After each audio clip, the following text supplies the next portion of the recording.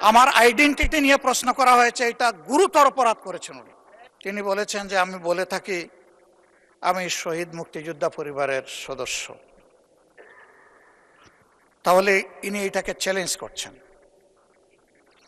2 নম্বর, উনি বলেছেন কোনো মুক্তিযোদ্ধা কিংবা শহীদ মুক্তিযোদ্ধা পরিবারের কেউ জামাত ইসলামী করতে পারে না। তাহলে উনাকে জিজ্ঞেস করে করা লাগবে? এটি আমার নাগরিক অধিকার। আমি কোন দল করব, কোন আদর্শ আমি অনুসরণ করব, এর উপর হস্তক্ষেপ করার ন্যূনতম কোনো অধিকার রাষ্ট্র কিংবা সংবিধান কাউকে দেয়নি। আমি এটার তীব্র নিন্দা জানাই।